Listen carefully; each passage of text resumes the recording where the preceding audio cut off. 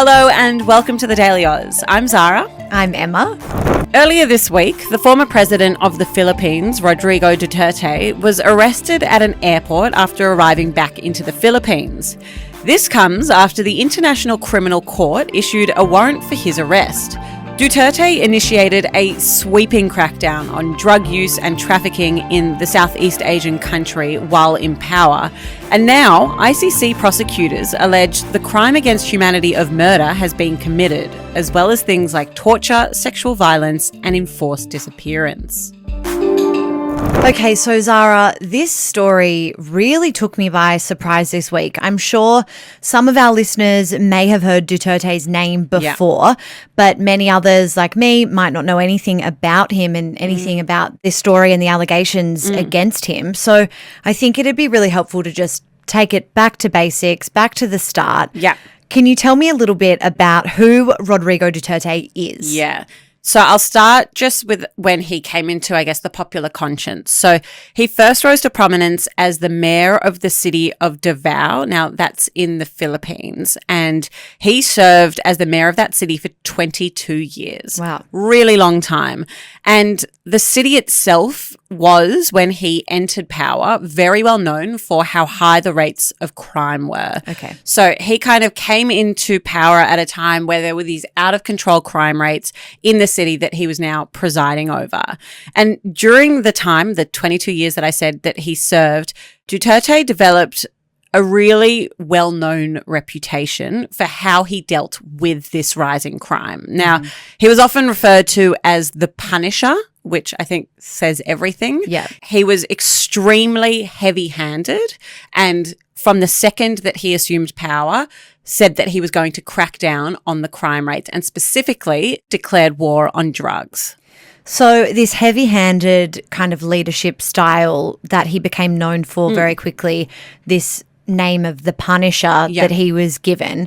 Obviously, he still was in power in that city for 22 odd years, and I'm assuming that's just the beginning of his political career. Yeah, he was extremely popular. And he used exactly the same platform that he had governed with in that city to then launch his presidential bid. And so he became president in 2016, and almost immediately what he said he was going to do, he did. Within days of his landslide victory, he vowed to reintroduce the death penalty, said he'd fatten all the fish in Manila Bay with the bodies of criminals. I'm going to quote some of the things he said at that time because I think it's quite remarkable that these was said publicly on television and are very readily accessible. He said, "Forget the laws on human rights. If I make it to the presidential palace, I will do just what I did as mayor. You drug pushers, hold up men and do nothings. You better go out because I'll kill you." So these are the words that he has said during campaigning. Yeah. So he's platformed on these hardline policies and then won a landslide election victory. Yeah, and I mean, he had the 22 years as mayor to point to say, look, I have changed this city. Yep. Let me do the same thing to the country. In a televised address shortly after he successfully won the presidential election, he came out and very explicitly endorsed members of the public engaging in vigilante activity. And that basically just means like taking punishment into your own hands outside of the legal system. He said directly that he would personally reward anyone who shot and killed a drug dealer.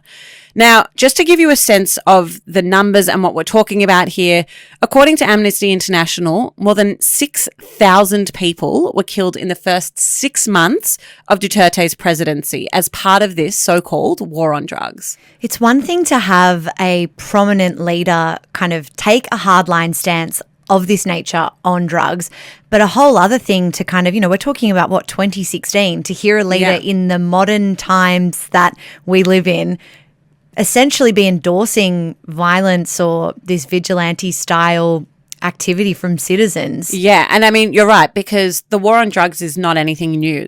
We've seen it in US history. We've seen it to some effect here. Like, that is not a new concept or a new idea. But what was happening in the Philippines was very different. So I said 6,000 people in the first 6 months. To give you a sense of how that was happening, the overwhelming majority of those killings were extrajudicial killings by death squads. Wow. Death squads being a term that Duterte himself has owned.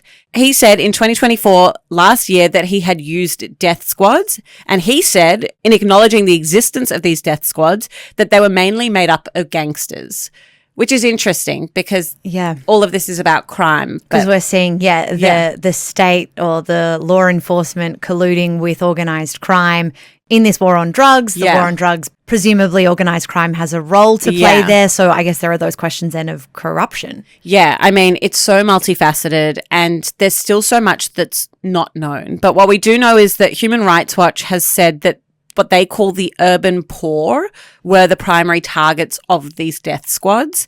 And we've also learned quite a bit through the International Criminal Court. And that court alleges that Duterte's attacks were both widespread and systematic. The court says that the crackdowns took place over a period of several years and resulted in thousands and thousands of deaths.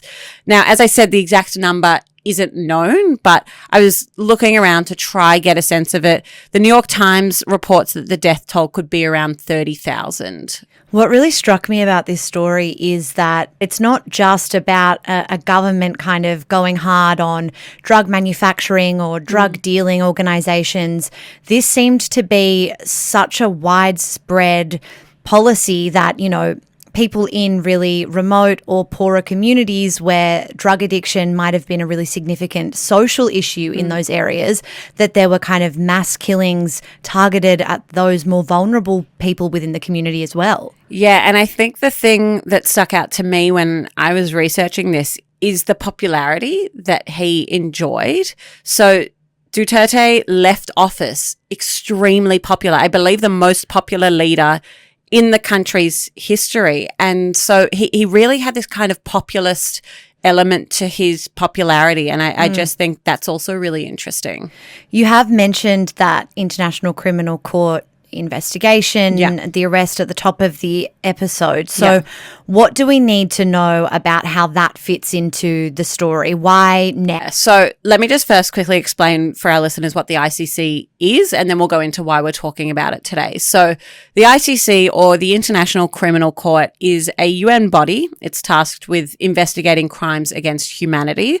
So just quickly, the International Court of Justice, the ICJ, that looks at countries. The ICC, the one we're talking about today, that looks at individuals. Okay. And so they're different courts and they have different mandates as well.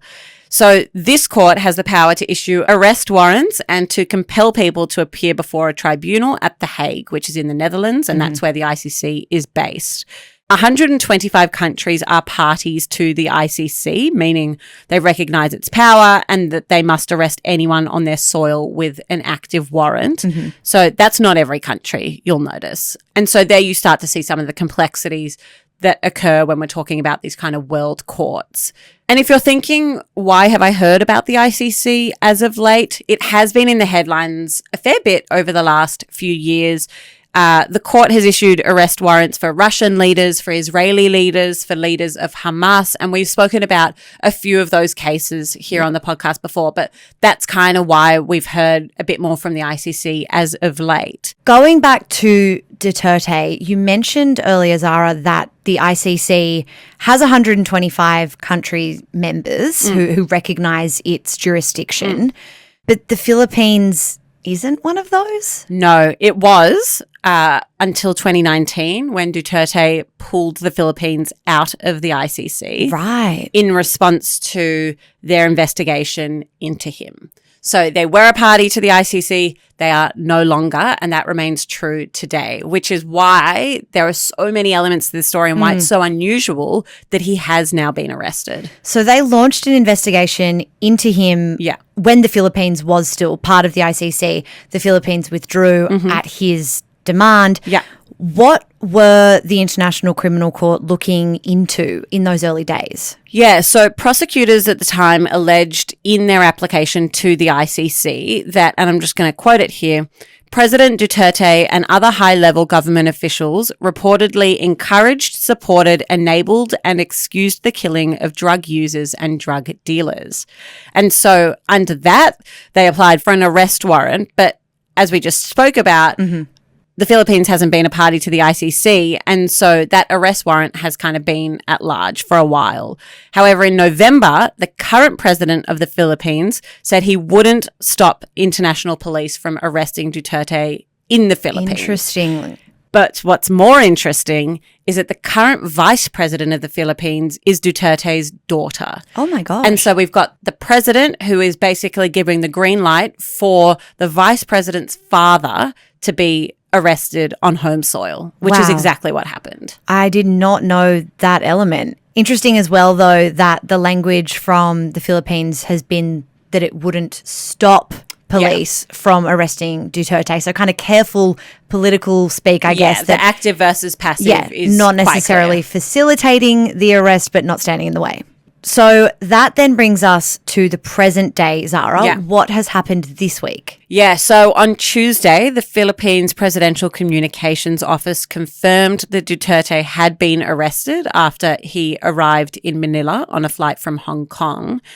In the statement, the office said that Duterte had received an official copy of his arrest warrant, so he knew what he had been arrested for. And then later that day, so very quickly, Duterte was put on a plane to The Hague, which, as I said earlier, is where the ICC is based, where he is expected to face charges of crimes against humanity. Obviously, this is a story and an investigation that has been going on for several years, but to have all of that momentum in one day. Yeah. He's been arrested. He'll face the International Criminal Court, but presumably that doesn't happen immediately. No. So what is happening now? Yeah, so nothing moves fast when we talk about international courts. You know, got to think about how many different jurisdictions and levels of law we're talking about here. So it is a slow-moving process. A trial isn't expected to begin for another few months still. And when it does start, it is likely to take a very long time to get through. All of this evidence has to be presented on both sides. We are, however, expecting Duterte to appear before the court as part of a pre-trial hearing sometime this week, sometime soon. He won't be required at this stage, though, to enter a plea. This is just the pre-trial part before they get to the kind of main part of it all. In the meantime, while he awaits trial, Duterte will be kept in detention near The Hague, so near where he is being tried. And interestingly, I was reading up about the detention centre he's being kept at, and he's being kept there with all the other people that are there awaiting trial. Oh, wow. And so there are like other world leaders and military leaders from a bunch of different countries around the world. It's not a prison in the sense that you'd think about when you think of a prison. Yeah. Apparently there are like yoga classes there that they can do. So it's quite an interesting concept. But I did think it was unique that all of these kind of very powerful people are all being kept vaguely in the same place. Yeah, that's super interesting. Zara, what kind of outcome, has been predicted? What could this look like on the other side of what will no doubt be an incredibly lengthy trial? Is Duterte looking at life behind bars? What happens? Yeah, look, it's very difficult to know. There's not a whole heap of precedent that's been set in this space. And I mean, if we look at the numbers, since the court was created, its judges have issued just 11 convictions and 4 acquittals. 21 people have appeared before the court and 31 people remain at large, largely the people that, we mentioned earlier. Charges have also been dropped against 7 people due to their deaths. And so I think that gives you a sense that we don't know a whole lot. There's not this rule book that is followed. These are all very unique cases in different jurisdictions. So we don't know what will happen from here. But first, as I said, there'll be that pre-trial, then the trial, and then we'll have to see what happens from there.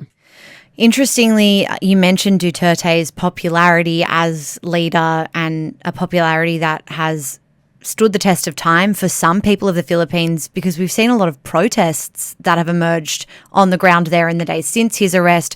So some more kind of knock-on effects domestically for people in the Philippines and a lot of unrest on both sides. Yeah, and what's interesting as well is I mentioned his daughter is the vice president. Her popularity is extremely high. She was kind of this shoo-in to become president at the next election, I believe in 2028, had really high popularity ratings. What this will do to that, no one really knows. But again, just something really interesting to consider and a complexity to all of this. A very, very complicated story with so many interesting angles and facets. Zara, thank you so much for breaking that down for us today and explaining it so well.